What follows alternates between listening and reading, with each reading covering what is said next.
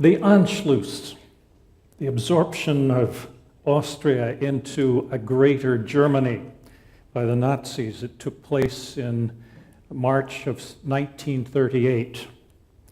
And shortly after that, the British formed what was called the British Expeditionary Force.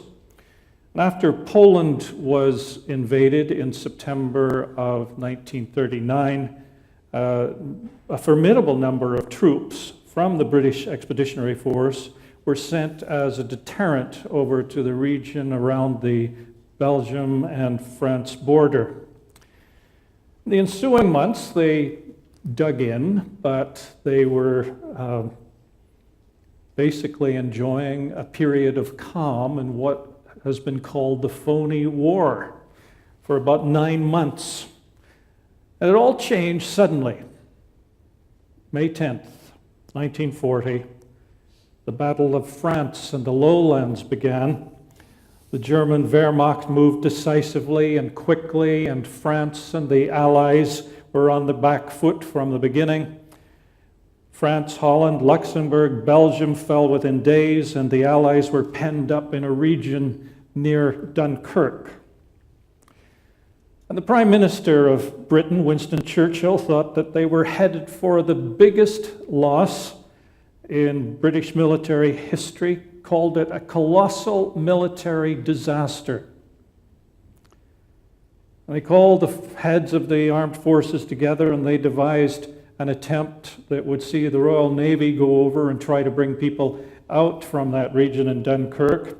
They thought maybe they could get 30,000 men out. For whatever reason, though, the Nazi ground forces held up, and they decided to consolidate their gains for a few days. And even though the Luftwaffe continued to pummel the Dunkirk region, it gave time.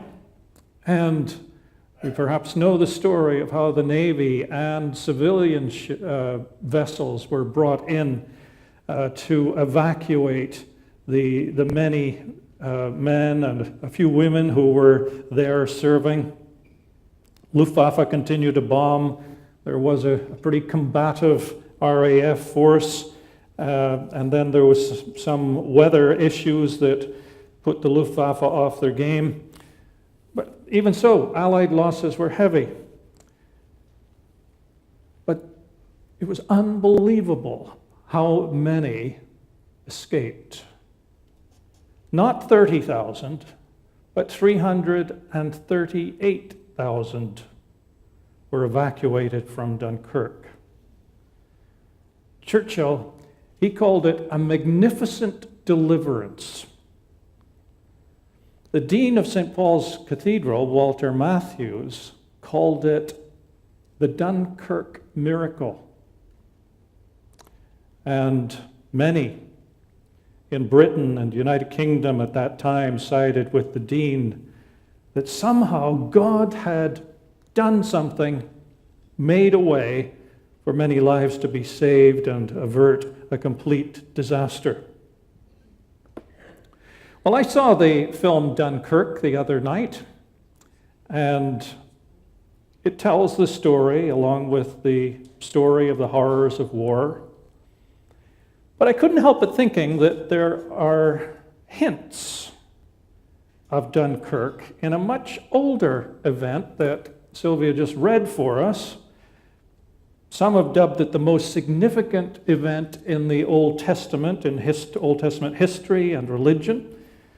The Exodus was perhaps the one thing that drew the Hebrews together. There are allusions to it in various spots within the Hebrew Bible or our Older Testament. Isaiah, for instance, he's writing 6 or 7 centuries later, and he refers to the Lord as the one who makes a way in the sea, a path in the mighty waters. This Exodus was so incredible, so important, that the people are still talking about it centuries later. Well, the story itself goes back probably into the 13th century BC. It's a long time ago. And if you remember some of your biblical history, Joseph had brought some of his family into the Nile Delta region to ride out a famine.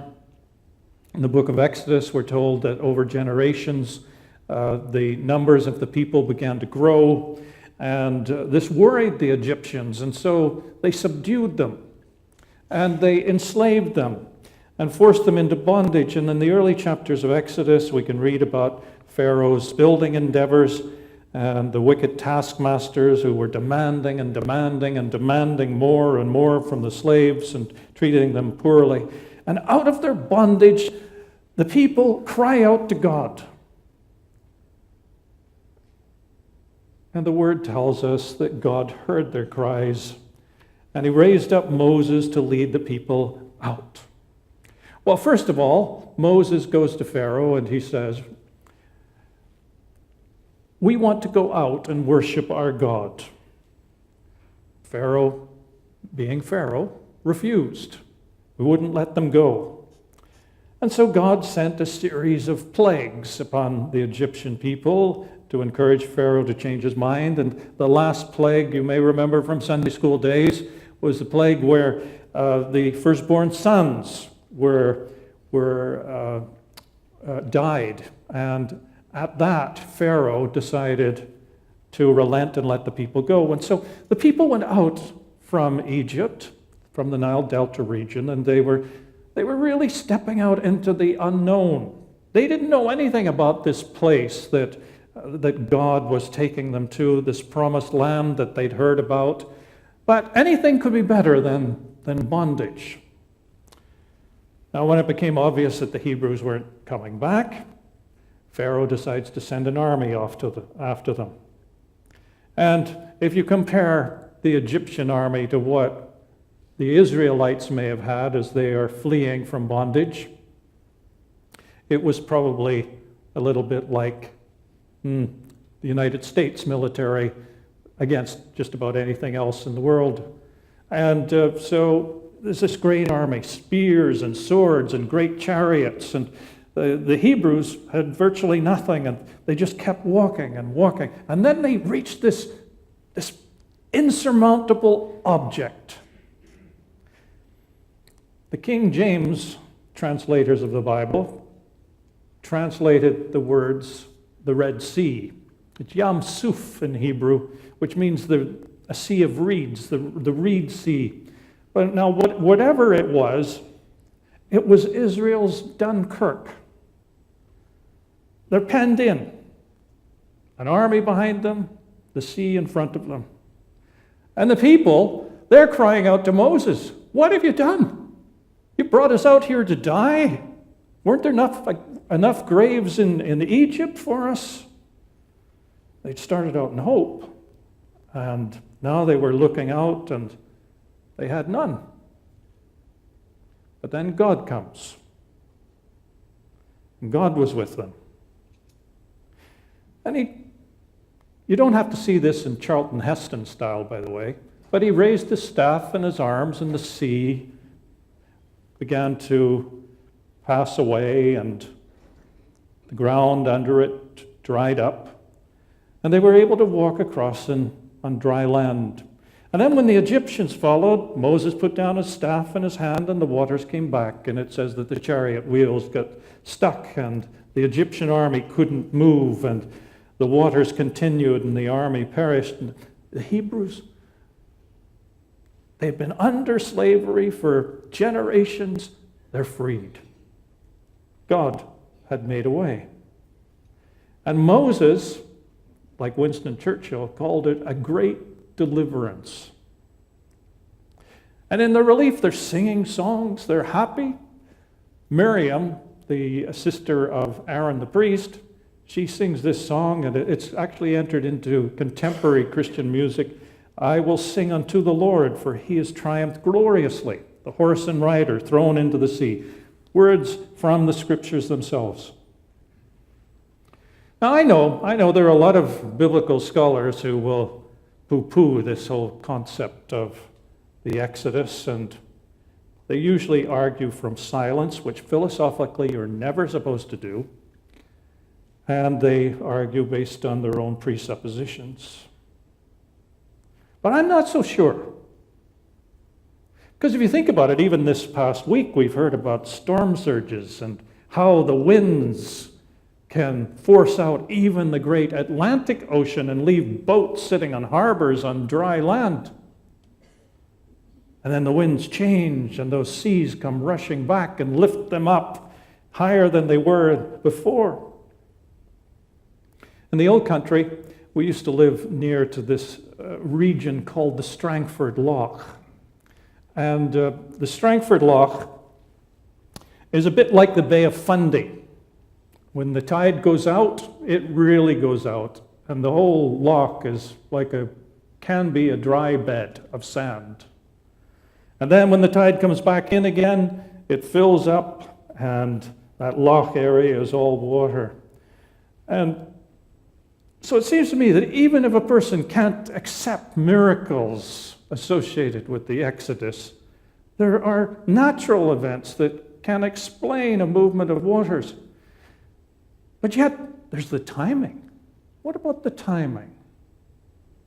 The Israelites are trapped, and it happens just then. They're allowed to go through on dry land. And for me, as I think about these things, I think to myself, well, something must have happened.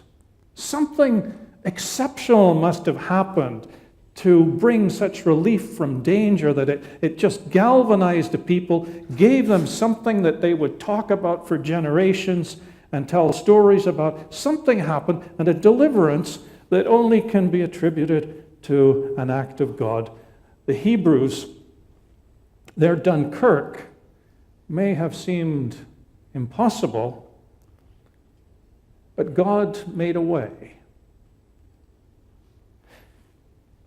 Now, when you think of a story like this, there are all kinds of theological angles, and all sorts of people have used this story. A great work has been done in the last couple of generations about God as a God of freedom and liberation, and that's been very popular, particularly in South America, where it's been used to political end. But I don't want to get that complicated. I just want you to think about the story. You've got these people, they're trapped, they've been in bondage, they took a risk going out, they're leaving everything they knew, even though their conditions were poor, they're stepping out, not quite sure where they're going, but they're trusting God. And then they run into this, it seems, insurmountable object, and they're trapped again. And things look even worse than they were in Egypt. But God steps in.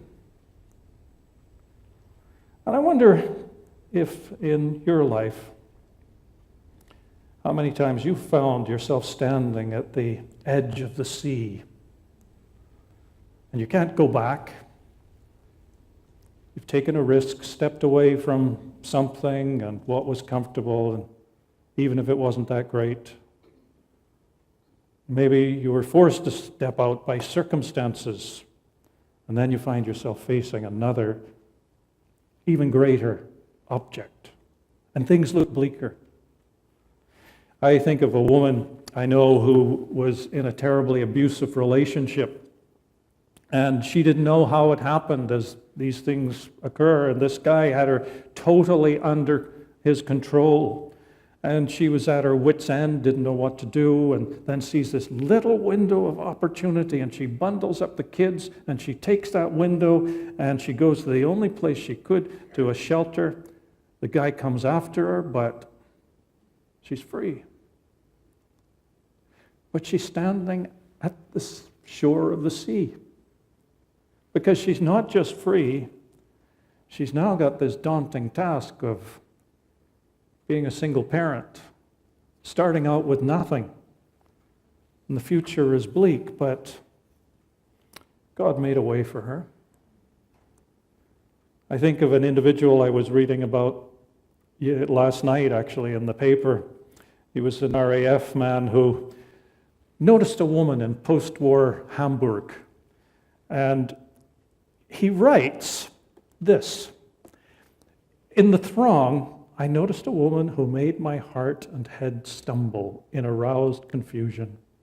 Her stance, her look of defiance and grace made her appear to me like she was in technicolor, while everyone else around her was in sepia tone." Isn't that romantic? He marries this woman. They move to Canada. They have a love that lasts for decades. And then in the 90s, she contracted cancer, passed away. He lost the love of his life. And that loss was followed by another loss. One of their sons died, and the man experiences great grief. But somehow God made a way. And this man, even though he's now in his 90s, has a life filled with hope and meaning and is doing things along literary lines that are just amazing. God will make a way. And I think of a friend of mine who contracted leukemia in his late 30s, married, a couple of young children. His wife struggling, has to get her mother to come from England to come and help her with the children while she goes out to work. My friend's in hospital. And I remember his faith. It was absolutely incredible. We were talking one day at Princess Margaret in Toronto, and I was asking him how he was doing and how he was keeping his head up in this situation. And there he was facing the greatest battle. And he talked to me about the value of God's Word and hymns that are based on it. And he introduced me to this hymn, an old hymn that I'd never heard before, called Day by Day. And all the verses are lined with hope, but perhaps the third one was the most poignant for his situation. It reads like this: "Help me then in every tribulation, so to trust thy promises, O Lord, that I lose not faith's sweet consolation offered me within thy holy word. Help me, Lord, when toil and trouble meeting, ere to take as from a father's hand, one by one the days, the moments fleeting, till with Christ the Lord I stand." My friend's faith was strong. And somehow, in the midst of his condition, he's able to draw on this God who makes ways. And so as I think about the Exodus, I think it tells us something about God. And it tells us something about faith, and it tells us something about trust in a God who makes ways, ways we can barely imagine. And God continued to make those ways and continued all through biblical history. He showed it again and again, and ultimately through his Son, Jesus Christ. And basically, he's saying there, you may be facing the final sea, the greatest ocean, but I've made a way that you may have life and have it abundantly. And so wherever you are in life, whatever trials you face or obstacles, you may be at the edge of the sea. But remember, God is with you.